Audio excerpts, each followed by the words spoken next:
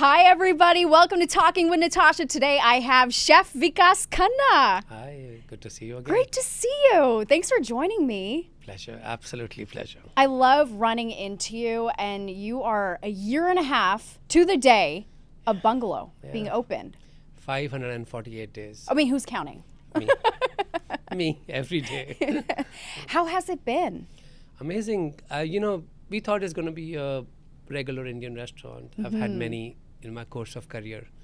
But this is different. This is almost like a home, which serves food, Yeah. like every other home. You've done such a great job of making it such a homely environment when you walk in. I mean, first off, you're always there, greeting everyone, saying hello, going from table to table. I mean, 16 hours a day. a Michelin-starred chef, celebrity chef of your stature. That's just so humble. Really, truly, it shocks me when I see you there. I feel all the crowns, accolades are outside the door. It's like, I consider Bungalow my daughter. When you're raising your daughter, it doesn't matter what's your accolades, what's your status. You have to take care of the child every single day, day in and day out. I don't know any other way to raise a baby. 16 hours a day. Do you ever get tired? I love it. Of course, it's exhausting. Sometimes I wait till the last guest to leave, and then we do a recap of entire service and the food. If you got any feedbacks, whatever. It's Samir, and he's like, my neck hurts. He's like, then I look at you, you're double my age. I'm like, okay, this is good. Bro is still standing every single night. It's amazing what you've created, and you just a few months ago you got this prestigious 3-star review from the New York Times. Yeah, became the first Indian restaurant in this century. I feel it's not, Bungalow is not in isolation. There has been an evolution of the cuisine and culture in many spaces of arts and business and technology. So everything helped Bungalow to be in that representation space. And I feel that it's like second generation like yourselves. You've seen the struggle of immigrants. You understand what story they bring. It's a different story. It's not a story from Europe. It's a story from India. And how the survival instincts shaped our careers in this country. How a restaurant has evolved to become like almost like a shrine for the cuisine and culture and for people.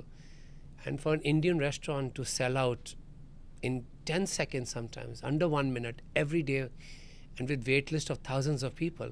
Some days I'm like, God, thank you for giving me this moment. And I'm sure my sister is looking at me and smiling. She's saying, I told you. She predicted it. Yeah. She predicted it before anything else. This is a beautiful tribute to your sister. It is. Keeping her alive every night. And you have so many photos of her and of your family and the restaurant too. Yeah. It's truly a special place. It's different. Why do you think people keep coming back? Why do you think you're selling out so fast? I think with the cuisine also is the pride. And they felt that this is such an authentic representation. And if you are at Bungalow, you will be moved by the people around you, that how much they waited for 1.5 years to get a table. And now they're bringing their great-grandmoms and their moms and their grandmoms. And it's such a celebration of families. And I think that is what takes my exhaustion off my brain and my heart, that this is absolutely worth it. You gave them a moment which could be one of the most prized memory of their lives. And we celebrated 95th birthday of a lady. Really? And her only wish was to eat at Bungalow. And she says that she's never gone out in a restaurant to eat, ever. And because they cook much better than us at home. Let's accept the fact. But she said that I have to visit this place once and bow to it, which represents my parents. And I created a whole menu around. We figured out what gifts must be important during a childhood. We ordered those things. It was extremely personal, curated thing for her to make her feel like being a little when she was a grandchild of someone. So we do those things which are extremely emotional for us and also very gratifying, Natasha. It's not easy, but it takes an emotional toll on me. Sometimes I'm crying in the restaurant hearing stories about what this place means to people. Because you really put your heart into it. It was the timing. It was also the too much pain. I did not know how to turn that pain into art. So I was also totally lost. And when this space happened and when the team happened, I felt that it was taking away the load of the heavy weight I was carrying in my heart of pain. And this was somebody's dream, and not my dream at all. But I love it that I surrendered to the dream. I surrendered to that moment every single night at 4:45 when I'm welcoming guests and we do small Ganga Puja outside at 4:30. You see so many crowds of people just come to watch that with flower ceremonies and everything. I love how much of the culture that you've brought to New York City, because in New York City it can become very influencer desensitized, taking pictures, but you've brought like a soul to food that sometimes I feel like is missing. I think it's also because of Maisha. Sorry, she's too important. She's also because of Maisha, because every time I'll be teaching her what are we celebrating today. Yeah. And she's a small And kid. wait, she's explain 17. to our viewers, who's Maisha? Maisha, if you see in the restaurant, Yes. you've all fallen in love with the design. That's done by Shala Rizvi. That's a design. And that is her daughter. That's her partner's daughter, Maisha. And she works at Bungalow. She just got recently promoted. And Yeah, you have an award. it's a surprise tonight. We are going to be she's- announcing Employee of the Year. I love And that. we cannot talk about who's going to win, but we all have an idea. So Natasha wrote the... Featuring my penmanship, my handwriting. But I do love feel that every time I would tell a story to Maisha, and she'll say, every time we have a big festival, we open the restaurant with some dances, cultural stuff. So she'll be dressing up with that state, and her question is, what am I dressed up as today? I'm like Bengali, Odia, Kashmiri, Punjabi, Yep. Gujarati, Rajasthani. So we do so much of cultural stuff. So it made me think that, oh my God, there's so much more to be told to younger kids. So I wrote a book called Festivals at Bungalow. Okay. So And you brought it with you here. I brought it with I me love here. this. right here. Okay, let's look at it. It's so this is for children. It's a children's book. It's a children's book, but we give it away to kids at the restaurant. Yeah. Sorry, there's so much which happens in one night at the restaurant. Yeah. There are flower ceremonies, apron ceremonies for all the aspiring chefs. And you can open any page. It's illustration. It's by DK Publishing House. So that's Independence Day. Independence Day. And August anything you 15th. open, it's like Eid, what does it mean to us, and how to celebrate, how to greet, what to eat. So I felt it was so important to create something like this, because recipe book, another recipe book, I have so much, and this became my 39th and my most special book till date. This is really great. It's a great idea. It's such a great idea, and it's important to just keep putting it out there and keep sharing the festivals. And I think like the next generation should know about what we celebrate. Yeah, my sister used to say that it's during the festivals I feel most lonely in this country, because back home everyone is celebrating, nobody has time. And she says, even if we do small festivals, it's a public space. And I want you to share this knowledge of what you've collected over this decades with the people and celebrate something. They'll feel less isolated. I did not think much of her vision at that time. But as I'm getting older and I'm understanding Bungalow in a different space, I realize that no, it matters to people when somebody's celebrating openly in the heart of New York City. It gives them the permission to celebrate. It also celebrates such a big heritage. Like what Shah Rukh Khan said when he came to the restaurant. He's saying, you can, with money you can open a restaurant, but it takes a big heart to open Bungalow. And this might never happen again like this, on this magnitude. Okay, shout out Shah Rukh Khan. You've had some huge celebrities come to your restaurant. What's like the biggest or your favorite celebrity ever that came to your restaurant? So my brain... Besides your mom. My brain, I was about to say my mom. It's Chef Sanjeev Kapoor. He's India's first celebrity chef. And we watched him on television, and which gave me the permission with my family to embrace this as a full-time career. So I honor him in everything I do. And he's one of the biggest chefs in our country, one of the first who ever made it to the mainstream. And when he was coming, I was shivering a little bit. When my mom comes, it's important. When Shah Rukh is there, or when I'm cooking for him or sending food for him, my heart is pounding because these three people matter too much to me. It's like You bring up judging and Master Chef. Like, you were the longest standing judge on Master Chef India. 16 years. 16 years. So I had this question of, what's like the biggest mistake that you've seen contestants do when making Indian food? They try to think that Indian food is not enough. We need to be inspired by European or American cuisines. I feel that that's one of the biggest misconceptions, that the cuisine is wholesome by herself. We just need to discover more, add more layers to it. We do not need to look outside for inspiration.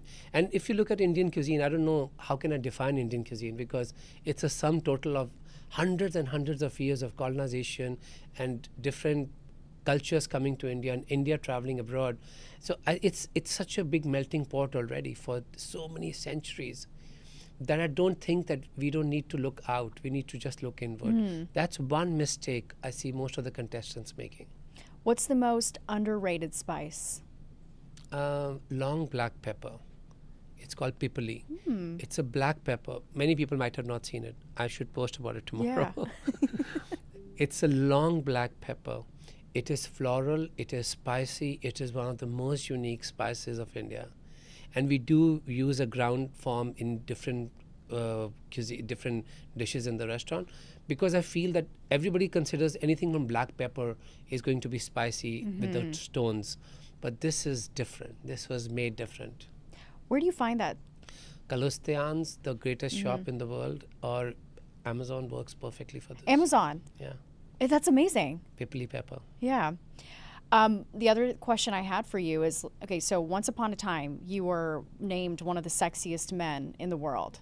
And you've crazy abs, which I'm sure you still do too. You're in the gym all the time, but you're surrounded by so much food. What's your workout routine? How do you stay skinny? How do I stay skinny? I'm also extremely disciplined, which is very hard for people to believe that how I count everything what I do. It's because I do one thing at a time. So that's why I don't expand, I don't do much stuff. It's just staying very true to what I do. It gives you the liberty to have a certain discipline. I feel rituals are important to me, and ritual of working out, or if it could be just push-ups or something, it's important, but also taking care of your diet. It kind of, they say abs are made in the kitchen. In the kitchen, 100%, I would agree on that. You tone them in the gym if you do running, or I bike everywhere in the city. Oh, you do? You take the city bike? City bike. I'm not taking a subway for I don't know how many years and years now, but it's biking everywhere in the city. Is it easy to bike around in the city? I also carry so much. I have to buy so much of stuff before I come to the restaurant. So sometimes I have people sometimes take my picture when I'm carrying 6 bags on my bike. So I like it. I like now the bike lanes have become better. With all the avenues which are going down, they have the bike lanes. So I just follow that routine. If you follow that, it's very safe. Interesting. Okay, so you're biking. I see some people just going everywhere. I'm like, I know. There are bike lanes. Or how about those like e-bikes or e-scooters? So scary. I've gotten run over by so many of them, almost nearly out of nowhere. Bike lanes are important. Yeah. Yeah. Staying. Okay, I need to wear the helmet now. Especially when you've got so much precious cargo on you. What's the first thing you eat in the morning? Granola. Okay. Boiled eggs. I do milk, very less milk, because I feel that it's not very, I don't feel very good if I drink too much milk in the morning, like the way I used to drink in India. Yeah. So I'm addicted to coffee. I do coffee. We have such a big bowl of nuts. Everything is measured and kept in my fridge. Okay. 2 boiled eggs, this, everything. And even if you call me at 5 o'clock, I'm going to have my breakfast and leave the home. I'm so regimented in that. I love that. I don't leave home without eating something. So what is in your fridge right now? Granola, nuts, fruits, berries only, and boiled eggs, coffee and milk. I drink, even if it's snowing, I have to drink iced coffee. Horrible, but I love it. It's there's comfort in regiment. Absolutely. And routine. Yes. Do you ever have a cheat meal? No, not much. Okay, so because I do a lot of tastings in the restaurant. Okay. So I call that in a way, if I would eat 16 to 18 ounces of meal just tasting it. Yeah. And this is a high sodium, high fat meals. but you got to taste everything what is being served around 4:30. I do that. So is that kind of satisfying your cravings? Yeah, absolutely. Yeah. It's hard sometimes. I mean, you walk down the street in New York and I can smell the pizza and the hot dogs and all kinds of different food. I mean, on a single block in New York, too there's much. so many different cuisines. It is strain. Yeah. But how do you stay focused? I don't get into indulgences like this. I do not. I feel that it's important to have a mind control. In a city of this abundance, you need to be very much mindful of what you're consuming. Eating in restaurants is amazing, but of course, cooking a homemade meal is the best for your body and mind. Yeah. Okay, Chef, we have so many people in the group chat who are writing to us. Zareen Khan, iced coffee is love. Everyone's loving iced coffee. Mary asks, what's your new film that's coming out? Oh, I have a new movie coming out called Imaginary Rain. Okay. It's written by me, produced, directed, like everything is done. It's by the greatest Indian actor, Shabana Azmi. She's going to play a failed chef in New York, and how she decides to travel back home to India to find her redemption. Oh, one of the best works of my life. But very soon you'll be seeing it on big screen. And the music is by two-time Academy Award winner A.R. Rahman. Wow. And it also stars Smita Patel's son, Prateek Babbar. And I'm very proud of this film. So this is a book that you wrote? I wrote a book, and then we did a screenplay, and then I reached out to Shabana ji, and we decided to make a movie on this. It's half shot in New York City, and the second half is in India. Is some of it shot in Bungalow? No, this was done pre-Bungalow. Okay. Pre-Bungalow. But you'll see that story has so much of Bungalow in it. Yeah. Because the way she feels about the food and the culture. And you'll feel that, of course. Yeah. I don't think there's anything as fiction. It's just a different interpretation of your mind. Where do you draw the inspiration from? Real life. Contracts can be hard in New York. You got to be careful. So the movie talks about that. You have to read the fine print. In fine prints, be careful. But it's also amazing that a female chef would be put on pedestal with her winning a Michelin star in the end. And to say that how she stays so true to the cuisine and educating the Western world what Indian food is. So it's a beautiful story. It's not a biography. But I see so many Indian women who started the restaurants for the love of food and steam tables and, and you feel, because my mom used to do the same thing with me, and I felt that there was nobody would respect her even in that catering space. Interesting. And it was how she was taken for granted when people would order her to get something. Yeah. And it was so very disrespectful. It is to some point, yes. And I've witnessed it. So you see, whatever she's feeling is coming from a very deep source of my emotions. Yeah. So much of storytelling is done in every aspect of your life. Absolutely. You're doing it in film, you're writing, you're cooking, but also in the restaurant in Bungalow, there's so much storytelling just on the walls and everything that you do. Do you, I guess, like, how do you find the time to hone each skill? Discipline and prioritize. I don't let anyone suck my emotional energy. I stay very protected in that. Interesting. I feel that sometimes when it's like having a workspace where you don't enjoy working. You feel that 8 hours are really long. But where you really enjoy, you don't know when it's time to clock out.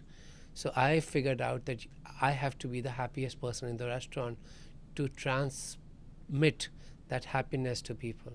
My music has to be, I should be in love with it. I should be in love with the food, the people, what do we stand for. It's very important for somebody who is happy and satisfied. Yeah. And I heard a song which really changed my life. It is called Tu Jhoom. And it really changed my life. It's like a Sufi writing. And it inspired me to be who I am and Bungalow what it is. What's the crux of the song? Like, what's the message? What's yours is coming to you. It's going to find a reason to come to you. Stop chasing it. Just be in the moment. Be present. And I do feel that. because we use around 40 pounds of flowers in the restaurant, just to decorate it. 40 pounds of flowers. Fresh flowers every day. Wow. Where do you get them from? Mixed on 28th Street. We pre-order. We also work with greenhouses to grow special plants from India. Oh, that's great. You're going to see a lot of Indian flowers now. We grew 5 stalks of tuber roses, which are now made into garland for the door because it's Navratri. I do a lot of that. It's a pre-thought. It's very organized. But a lot of from farmers market, we have the Key Foods on Avenue and 4th Street is my favorite amigo. Best. Shout out to him for always keeping the best flowers for Bungalow. I just feel that flowers teach you to be in the present moment because it's on the verge of death and the beauty is not forever. Yeah. And it helps you to stay in present time, that many people who are walking into the doors of Bungalow, this is one of the very strong memories of their lives.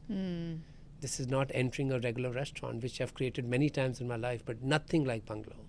It's amazing. Just all of the thought that you put into it, just the planning. And have you planned out where you want Bungalow to be in 5 years? Have you thought that far out? Absolutely. Bungalow will be on same location.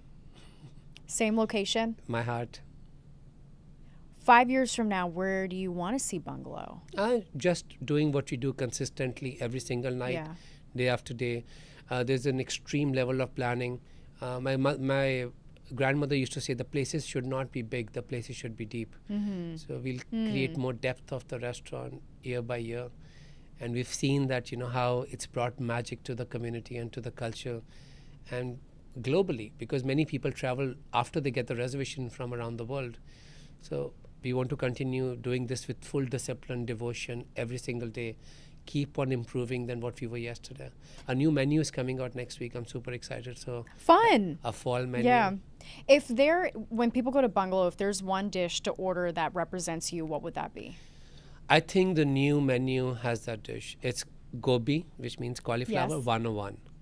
It's my favorite dish. I was saving it for this fall menu. Cauliflower is an extremely fall, winter vegetable. Right. Of course, not right, Natasha. People in New York have no idea. They think cauliflower is throughout the year. I know. Where we come from, all the vegetables are seasonal. Yeah.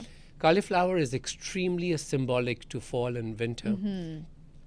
And during winter, my grandmother used to make the garlands of cauliflower and dry it in the sun to be used throughout the year. People don't know these things, Wow. And there was, because in New York, everything is available 24 hours We're the year. spoiled. We're spoiled.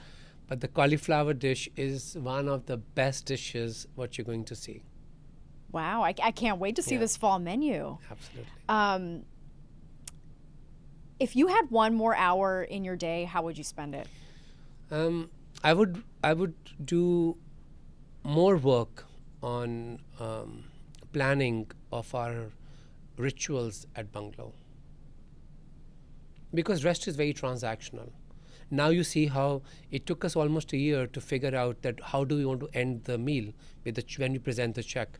Now we have this big box, and I got one for you, which Yes, was you the did. inspiration. Okay. Thank you so much. So this is box had great. inspired Yeah. us Yeah. to create. It's more like a pandan, it was very ceremonious in India. Yeah. It's beautiful. I love the inside. Symbol of hospitality. Yep. So we have all these boxes, and we create our aam papad, which is mango sheets, tamarind balls. Your mom is going to freak Shout out. out to my mom. She loves you, and she loves Bungalow. She's a So big when she'll fan. come, these are childhood memories. We Yeah. call it a blessings box. And when you open the box, it's inscription of the word blessings in all the different Indian languages, some of them. But I feel it's very important for us to constantly remind people that you come from diaspora. And my logic for diaspora is that, I can't pronounce that word, correct me, umbilical cord? Umbilical cord, yeah. Umbilical Umbilical cord. cord. So I feel for people who are immigrants, their umbilical cord gets cut twice. Once is when you're born, and second is when you leave your motherland. Yeah. So we are people who've been cut off twice. So I feel that we need ways to connect back to what we leave behind. So I feel at Bungalow, I would spend that 1 hour connecting that cord back to people in some way. Oh, you're such a poet with your words, Right? Chef. It's so logical. emotional, yeah.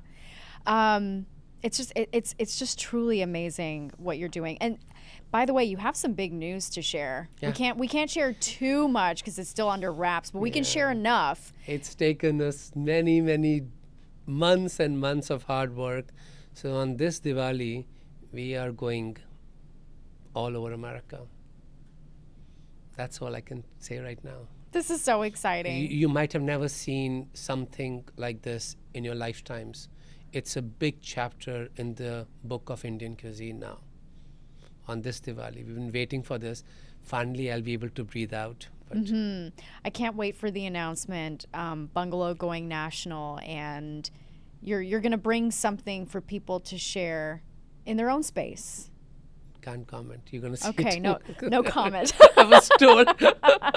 No comment. No comment. Someone says hopefully Arizona. Will they be able to get it in Arizona? Absolutely. Okay. Coming to every home all over America. Coming to Arizona too. A lot of people saying my last wish is to dine at Bungalow. Wow, chef. That's major. A lot of people saying that. Okay, I have some rapid fire questions for you. What's the one spice you can't live without? Wow, so many. What? One spice, Cumin. chef. Let's go with cumin. Cumin. Last meal on earth, what are you eating? I would be eating at the Langar, the community kitchens at Golden Temple. I love that. Just say dal. Dal. New York, my dad would like that. New York or Mumbai street food, which wins? Both are different. It's very difficult to compare this. New York is extremely global. Mumbai is extremely national. Right.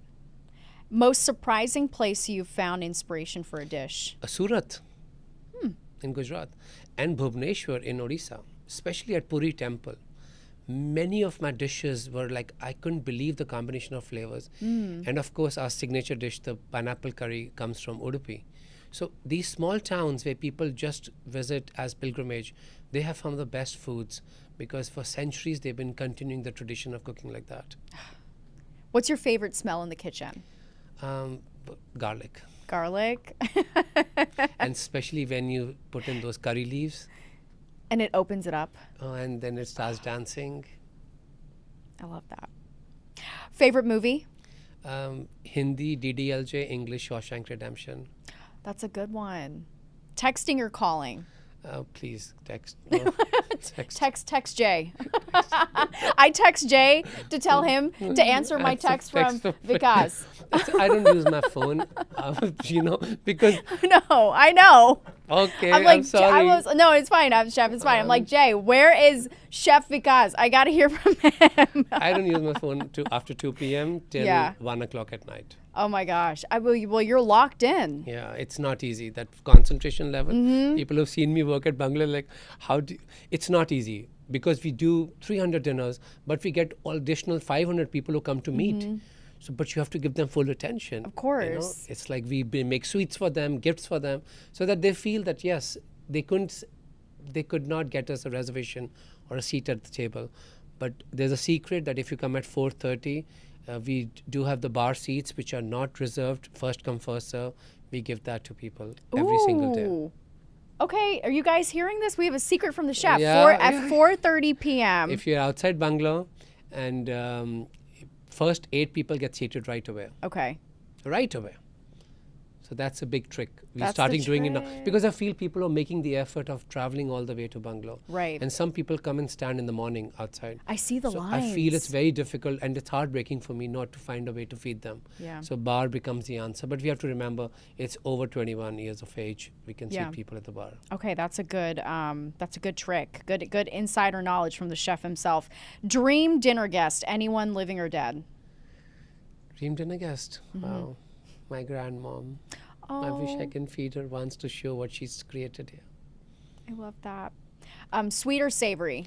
Savory, of course. Okay, those are my rapid fire questions. That's all I've got, chef. We talked about what's next. I'm blown away. A year and a half. I do want to ask you though.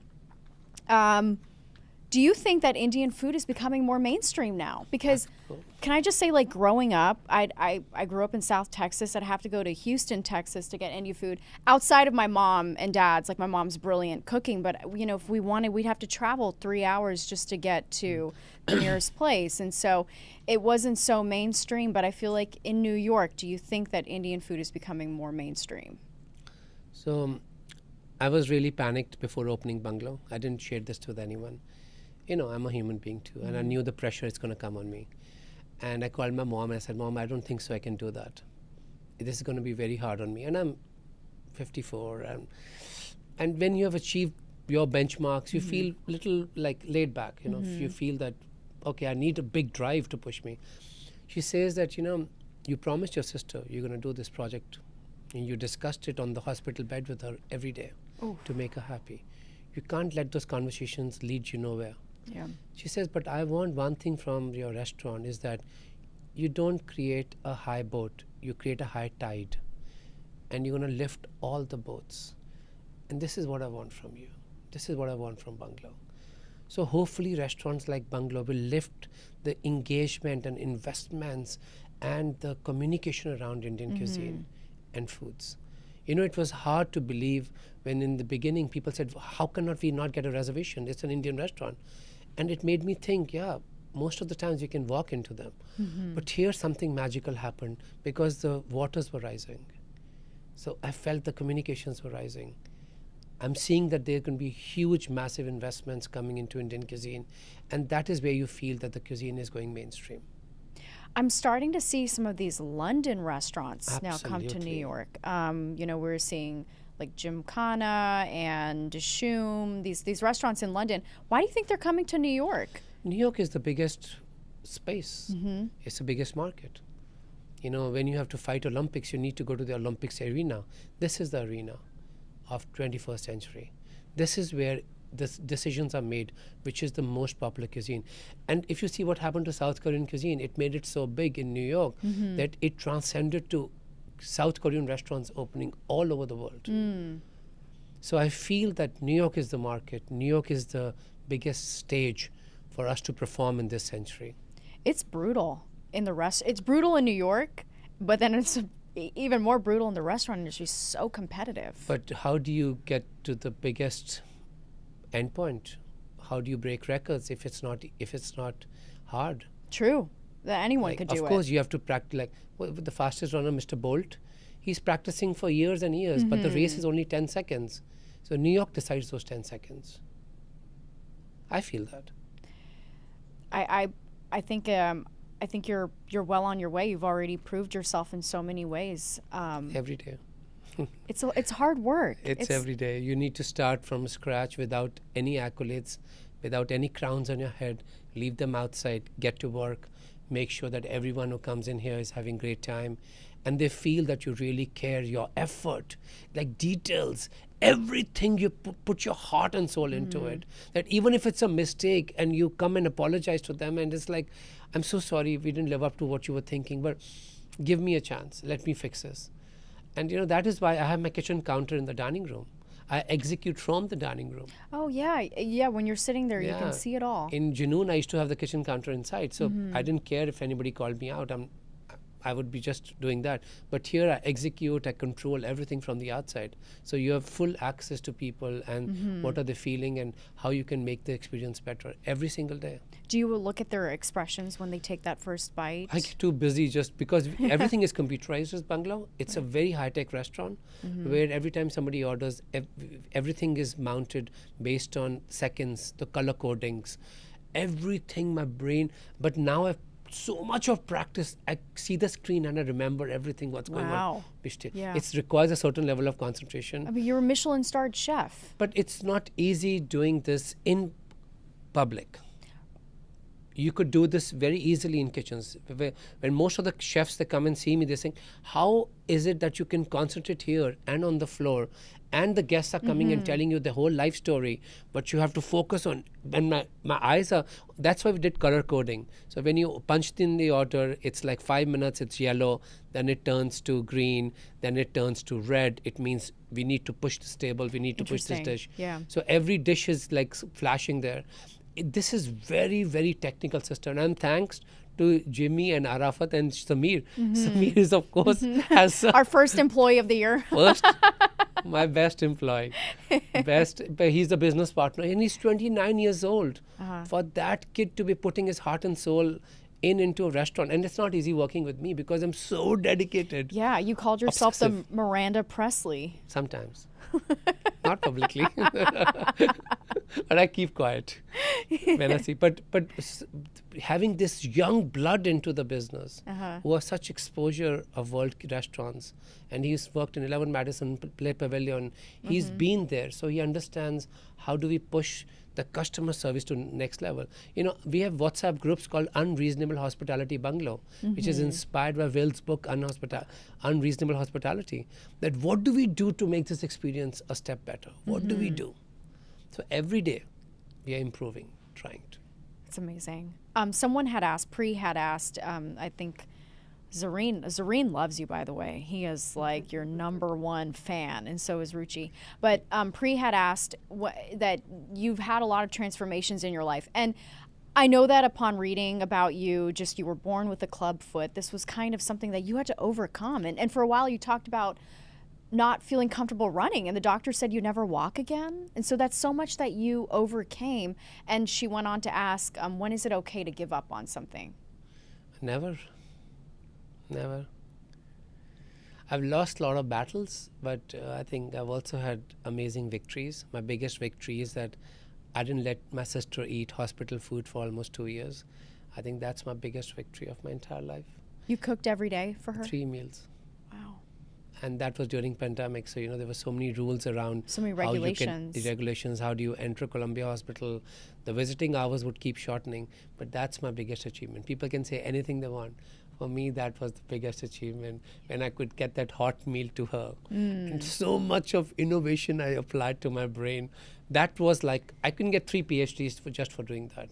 That how do I figure out to get her the hot meal, what she wanted. And because we were like twins, so we would have the same cravings.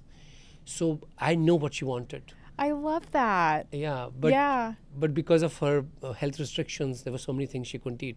Took finding substitutes for those things and finding constant innovations around that food. And that is, I think, my biggest achievement of my life. Biggest. What would she say today if she saw all your success and she walked into Bungalow? She'll find a mistake. She'll say, you need to improve a little bit on this. Because she says कि मैं तारीफ नहीं कर दी अपने शेर दी. Like I don't try to appreciate my lion because नजर लग जाएगी. Like it's going to be an evil eye on him. And that's why I always have to say something negative. So that evil eye won't touch my brother. So she'll still find a mistake in Bungalow. But I'm sure she's going to she would have loved Masha like anything. She would have spoiled Maisha so much more. Oh yeah, than Maisha keeps it real. Yeah, she keeps it real. Yeah, well, you have to let us know whoever wins this trophy. You got to share the pictures on. We are just voting and seeing who knows the dishes the best, because everybody. Oh, is that it? Yeah. So everybody has been given the new menu also, so that they have to memorize the new menu. They have like almost 10 dishes being replaced and new dishes added. So let's see who does the exam the best. When does the new menu drop? In 2 weeks. Okay. Whole fall menu. Amazing dishes. Can't wait to try your gobi. So excited. Yeah, it's a simple dish, but it's our take on cauliflower 65, which is a very classical dish in India. Amazing. Well, Chef, it was so nice to talk to you. Pleasure. Thanks for joining me. Everyone go check out Bungalow if you haven't. Go at 4:30 p.m. First date, get in. Yeah. Okay, that's the secret. Thank you for the shout out. All right, Chef, thank you so much. Congratulations, and it's always just such a pleasure to talk to you. Likewise. Thank you. Thanks everyone for joining us. See you next time.